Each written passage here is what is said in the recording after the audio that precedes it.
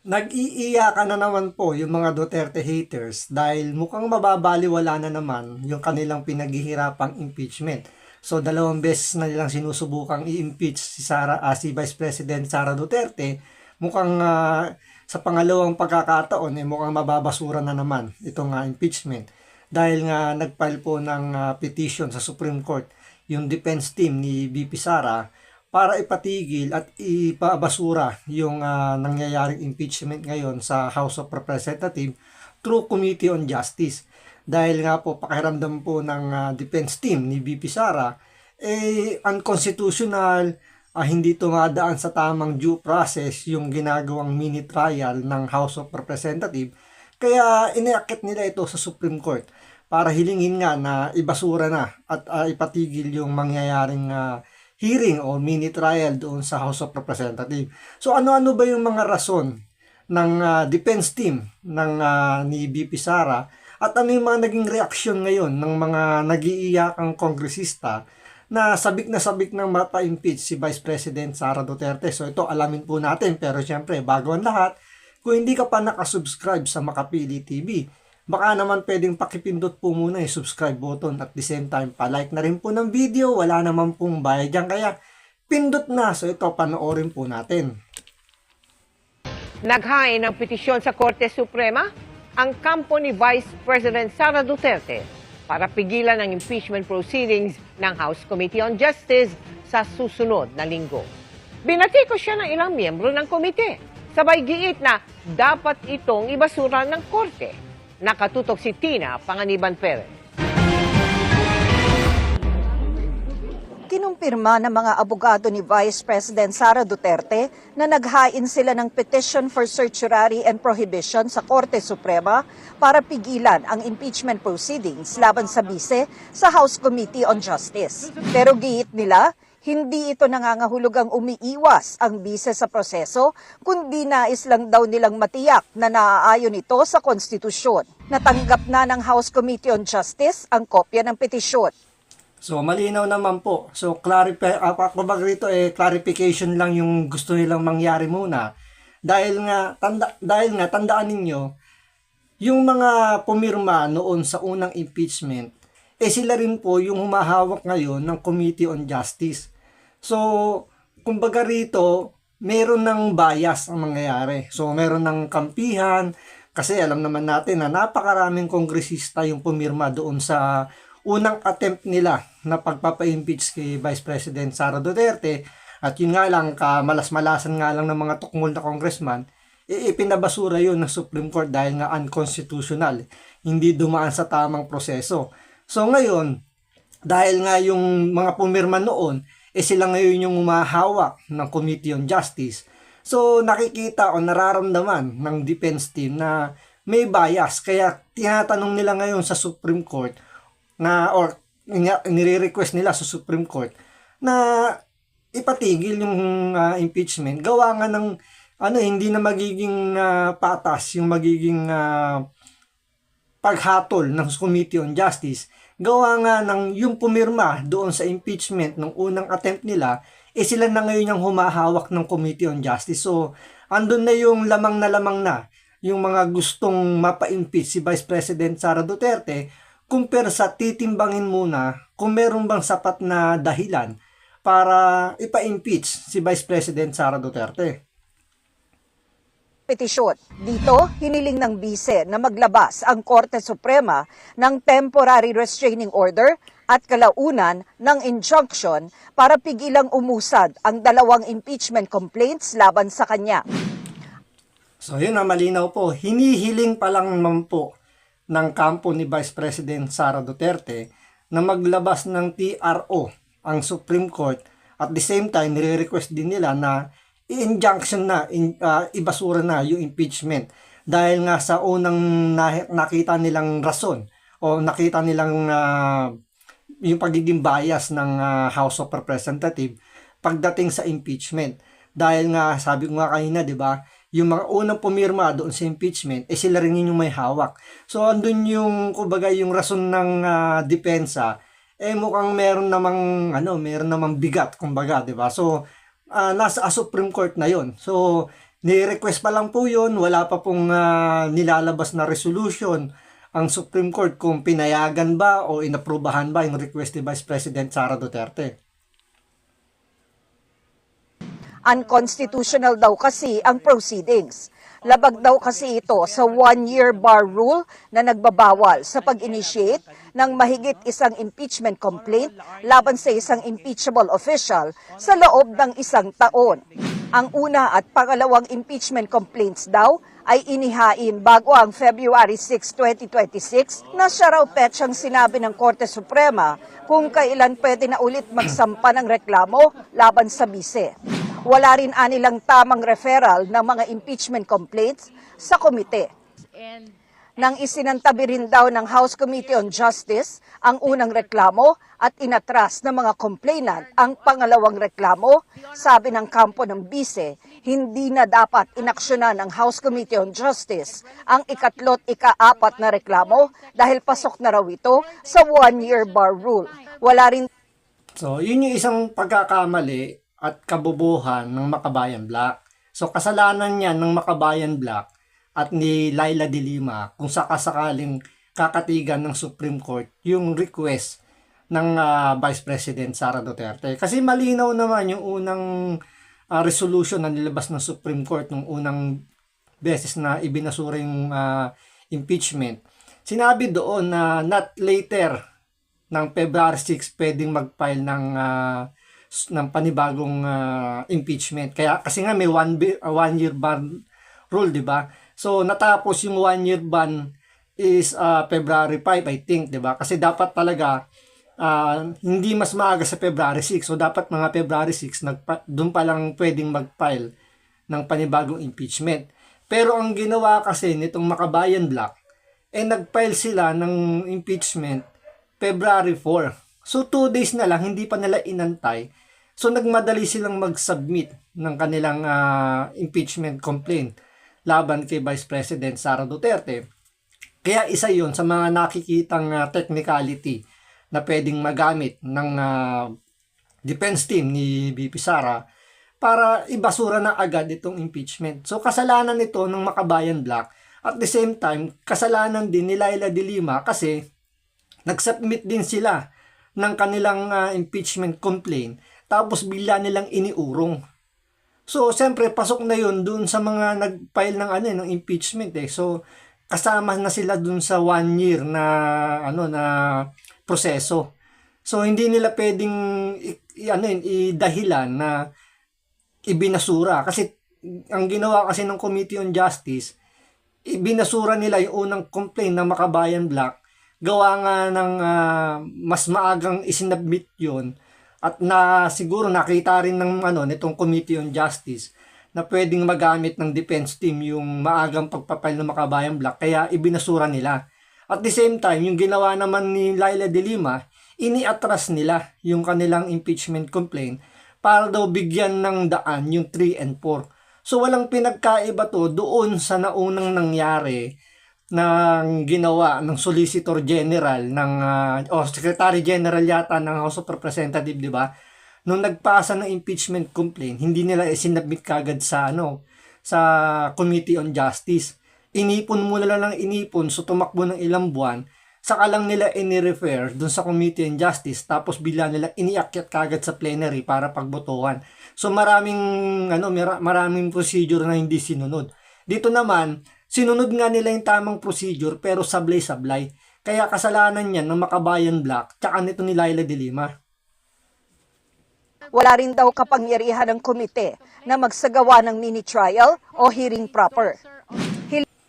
Isa pa yan, yung pagsasabi nila ng mini-trial, especially nito ni Congresswoman Luistro.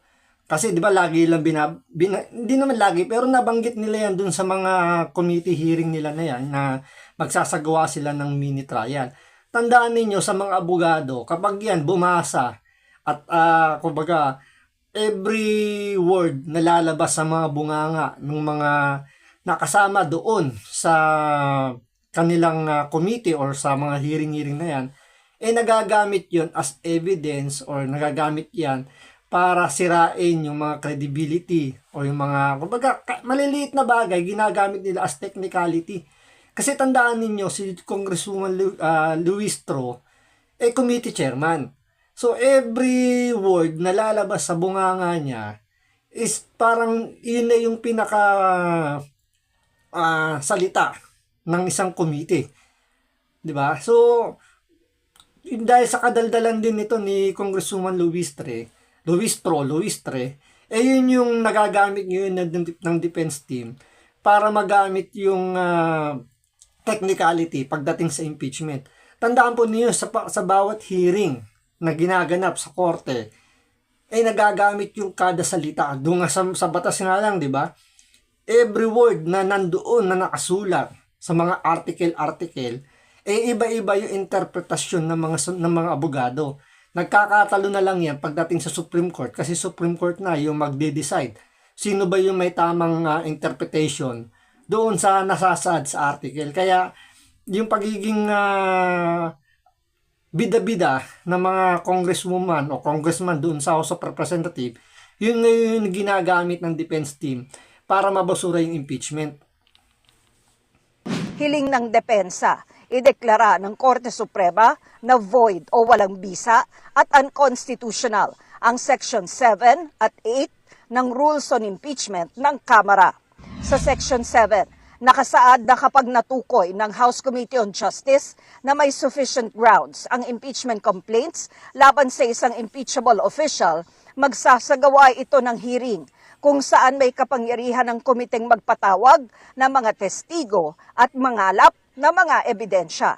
Sa Section 8, nakasaad na maaaring bigyan ng Kamara ng proteksyon ang isang complainant o testigo sa impeachment proceedings. Kaya ngayon nga, di ba, yung Section 7 na yan, tsaka Section 8 na yan, yan ngayon yung ginagamit ng House of Representatives para mapasabpi na yung mga kailangan nilang mga, kumbaga makakuha pa sila ng additional na evidence. Kasi, ang nangyayari kasi parang fishing expedition na nga, sabi nga ni VP Sara Yung mga nagpapile ng impeachment, wala silang hawak na matibay na ebidensya. So, dapat yung pinaka-Committee on Justice, yung House of Representatives, sila yung tumatayong piskal. Dapat, ang trabaho talaga dapat ng isang piskal, kung talagang yun ang pinaka-ano nila dyan, parang piskal talaga tong Committee on Justice. Kung ano yung ebidensyang hawak ng mga nag-file ng impeachment o yung mga nagreklamo, yun dapat ang susuriin ng Committee on Justice. Kaso ang nangyayari kasi dahil nga merong grave abuse of authority na parang nagkukuntsabahan na nga itong Committee on Justice tsaka yung mga complainant. Biruin nyo, yung piskal, tinutulungan yung mga complainant para makahanap ng additional na evidence para madiin yung kanilang inirereklamo, yung kanilang gustong sampahan ng reklamo. So, ganun yung nangyayari. So, kaya yun yung nakita ngayon ng mga ng defense team din talaga ni VP Sara na merong grave abuse of authority yung mga tukmol na congressman dahil tinutulungan nila. Pinasabpina yung bangko, gusto ipasabpina yung kung sino-sino para makakuha ng dagdag ebidensya para idiin si Vice President Sara Duterte na yun yung isa sa mga rason din na ginamit nila para hilingin sa Supreme Court na ibasura yung impeachment kay VP Sara. Binatikos ng ilang miyembro ng House Committee on Justice ang petisyon. Dapat daw itong ibasura ng Korte Suprema. Kabalbalan yan dahil nasa Constitution mismo yon na sinasabi na pagkatapos ng finding ng sufficient grounds ay maghihiring ang Committee on Justice. So, kabalbalan daw, sabi nito ni Tinyo. Kayo ang may kasalanan Kabalbalan nyo yung naging butas doon sa impeachment ni VP Sara. Kung di ba naman mapupurol yung mga utak nyo, kung kayo ba naman matitino, sumusunod kayo sa ruling. Sinabi na nga ng Supreme Court, February 6, ang pagpapile ng impeachment. February 4, nagfile ka ng impeachment. 2 araw na lang, hindi nyo pa inantay. Kundi ba naman kayo nuknukan ng purol ng utak ninyo? Di ba? Tapos ngayon magreklamo kayo dahil umakyat sa Supreme Court si VP Sara para questionin yung nangyayaring impeachment dahil sa katangahan ninyo. So dapat ang sisihin ng mga congressman kung bakit mababasura uli yung impeachment ay dahil sa inyo. Nasa konstitusyon mismo yon. Anong ke-questionin sa Korte Suprema ang konstitusyon mismo? So, kabalbalan talaga at dapat kagyat na ibasura.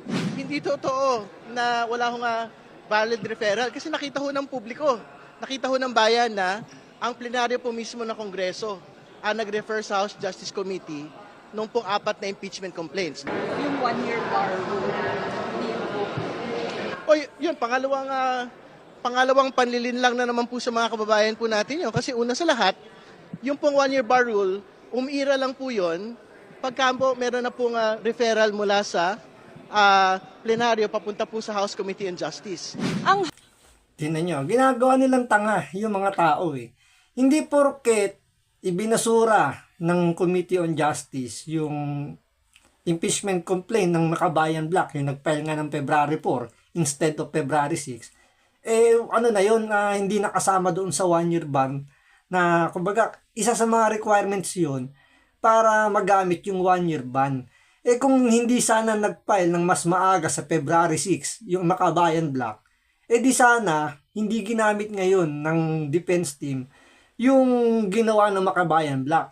Kaya sisihin mo yung mga kasamaan mo, ewan ko lang, kasama mo pa rin o kasama mo dati itong Makabayan Black kasi dating yung Kabataan Party List yung si Ridon. Masama lang ang loob niyan kasi nga sinibak ni Pangulong Duterte. So yung kahihiyan niya hanggang ngayon, bit-bit niya. So yung bitterness niya hanggang dala-dala pa rin niya hanggang ngayon. Kaya wala siyang dapat ibang sisihin kundi yung Makabayan Black kung sakasakaling mababasura uli yung impeachment. Dahil sana man lang kinausap niya yung mga tukmol na kasamaan niya dati sa Makabayan Black na isubmit niya yan ng February 6, wag February 4. So, yung panlilin lang, kayo ang nanlilin lang sa taong bayan na parang pinalalabas ninyo na ginagamit lang ni Vice President Sara Duterte yung technicality para lang umiwas siya sa impeachment. Siyempre, kahit naman sinong abogado, lahat ng technicality yan munang titingnan bago talaga pumunta doon sa pinaka digmaan ng patalasan ng utak. Siyempre gagamitin muna nila lahat ng nakikita nilang mali sa palagay nila. So nasa Supreme Court na yan kung kakatigan yung nakita nilang mga butas. Ang House Committee on Justice tuloy lang sa trabaho. Hanggat walang temporary restraining order mula sa Korte Suprema, wala raw dahilan para hindi nila gawin ang kanilang mandato. Katunayan, nagpalabas ang House Committee on Justice ng subpina kay Securities and Exchange Commission Chair Attorney Francis Edralin Lim na pinahaharap sa April 14 hearing ng komite. Pinagsusumite rin siya ng mga dokumento ng 10 kumpanyang konektado umano sa bise at sa asawa nitong si Attorney Manasseh Carpio. Sinapina rin si Philippine Statistics Authority Undersecretary Claire Dennis Mapa at pinagsusumite ng original copies ng birth, marriage at death certificates ng mga inilista ng Office of the Vice President at ng DepEd na tumanggap ng confidential funds. Isa pa yan sa kabubuhan na ginagawa nitong mga tukmol na congressman. Alam naman nila yung mga tumanggap ng confidential funds. Lahat yun alias. So pag sinabi mong alias, wala yung birthday, walang kahit anong pagkakakilanlan yan. Dahil nga alias yan, itinatago nila yung kanilang identity for security purposes. Kaya nga 'di ba yung mga napapanood natin sa balita, kapag yung PNP, AFP, CIDG, mga law enforcement agency na nagbibigay ng pabuya, yung kanilang mga informant nakatakip ang muka, talagang hindi mo makikilala, walang pangalan na nakasulat dun sa kanilang mga damit kasi nga pinoprotektahan nila. Ngayon dito, ilalapit nila sa PSA para hanapin yung identity ng mga tumanggap ng confidential funds ni Vice President Sara Duterte. Diyan pa lang, katangahan na yung ginagawa nila pero ginagamit nila yan para sa propaganda nila na nanglulustay ng pondo si Vice President Sara Duterte. Formal na rin sumulat ang komite kay Manila Regional Trial Court Presiding Judge Alma Crispina Collado Lacorte para payagang tumestigo sa hearing sa Kamara si Ramil Madriaga na nagpakilalang dating aide at umano'y bagma ng bise. Si Madriaga ay kasalukuyang nakadetine dahil sa kasong kidnapping. Ang hiling ng komite, pinagbigyan ng korte. Ramil Madriaga has been ordered to appear by the court itself on the 14th from 8 a.m. to 5 p.m. Ang Supreme Court Tingnan nyo pinayagan ng korte na ilabas para maging baka humarap dun sa committee hearing itong si Madriaga. Under yan ng Supreme Court. So dahil pinagbigyan ng Supreme Court, okay sila sa Supreme Court. Pero kung sakasakali paboran ng Supreme Court yung petition ni Vice President Sara Duterte, iba na naman ang magiging tingin nila sa mga korte. Sa korte natin, sa Supreme Court. Dahil hindi na pagbigyan yung gusto nila. Pero maganda na rin yung ginawa nila na sinagpinan nila. At yun nga, pinayagan ng korte, yung Madriaga, para magbigay ng salaysay sa Committee on Justice. Kasi under oath yan. So pwedeng magamit yan para madagdagan na naman yung kaso niya. Tandaan ninyo nag-file na ng kaso dyan si BP Sara para sa plunder. Dito, plunder ba yun? O basta kung ano yung... Basta nagkaso si Vice President Sara Duterte, di ko lang matandaan kung plunder ba yun. Pero, gayon pa man, dito, kung sakasakali na pumunta nga dyan si Madriaga, mag-under oath siya dyan. So, possible din na magamit uli yung sasabihin niya dyan sa Committee on Justice. Kung ano man yung isasabihin niya dyan dahil under oath siya. So, panibagong dagdag na kaso yan. So, dyan natin malalaman ngayon kung yung mga nakasulat doon sa affidavit ni Madriaga ay magtutugma sa mga sasabihin niya ngayon dyan sa Committee on Justice. So, dyan magkakaalaman, dyan magkakapahiyaan kung sino ba talaga yung nagsasabi ng totoo. So, welcome development yan para sa kampo ni Vice President Sara Duterte. At sabi nga ni Attorney Paulo, anak ni Salpanelo, Attorney Paulo Palelo, blessing in disguise yan na nandyan si Madriaga dahil nga pagdating sa Senado, kung sakasakaling nga umakyat na yan sa Senado yung impeachment, gagamitin nila ngayon yan para mapa-acquit o acquit ba tawag doon? Para sabihin natin ibasura na yung impeachment ni Vice President Sara Duterte dahil nga puro kasinungalingan daw yung mga sinasabi ni Madriaga. kinonsolidate ang mga petisyon ni Vice President Duterte at ni Attorney Israelito Torion at iba pang abogado. Inutusan din ng Korte Suprema ang House Justice Committee na sumagot sa mga petisyon sa loob ng 10 araw, pero wala pang inilabas na TRO. So yun malinaw, wala pang nilabas na TRO ang Supreme Court regarding nga doon sa petition ni Vice President Sara Duterte. Kasi may mga nagsasabi na kumbaga victory daw ito para sa mga tukmol na congressman dahil nga hindi naglabas ng temporary restraining order ang Supreme Court. Ibig sabihin hindi raw pinipigilan ng Supreme Court na mag-conduct ng impeachment trial or impeachment hearing yung Kongreso. Pero gayon pa man, sabi ni Speaker Bogie D, dahil nga walang TRO, magpapatuloy sila ng pagganap bilang doon sa impeachment trial dahil yun yung talaga yung nakasaad sa konstitusyon. Which is wala namang mali doon sa gagawin nila dahil nga wala nga TRO. Ngayon, bakit ba hindi naglabas ng TRO yung Supreme Court? Siyempre, dahil nandyan yung due process, kaya nga binibigyan nila ng 10 days yung House of Representatives para sagutin yung petition ni Vice President Sara Duterte tungkol nga doon sa TRO tsaka doon sa injunction ng impeachment. So, kung maglalabas kasi kaagad ng resolution yung Supreme Court, so mawawala na yung due process.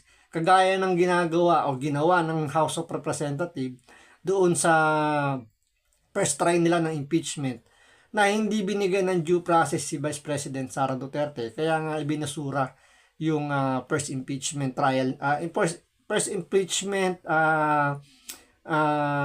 try nila. So yung itong pangalawang second time around na impeachment na ginagawa nila, mukhang ganun pa rin yung mangyayari dahil nga binigyan na nga ng kumbaga nagiging set ng example yung Supreme Court sa pagbibigay ng due process dahil sinunod na rin ng House of Representatives yung due process, pero ika nga ni Vice President Sara Duterte, may mga loophole pa rin yung due process na may pagkakabias pa rin. Although nandun yung due process, pero andun yung pagiging bias pa rin ng House of Representatives. Kaya iniakyat nila sa Supreme Court yung impeachment para makita ng Supreme Court kung totoo ba yung petition ni BP Sara o hindi. So, antayin natin kung magiging pabor ba o kanino magiging pabor yung ginawang petition ni Vice President Sara Duterte. So, hanggang dito lang muna. Maraming salamat po sa panonood. Ingat po kayo lagi. God bless.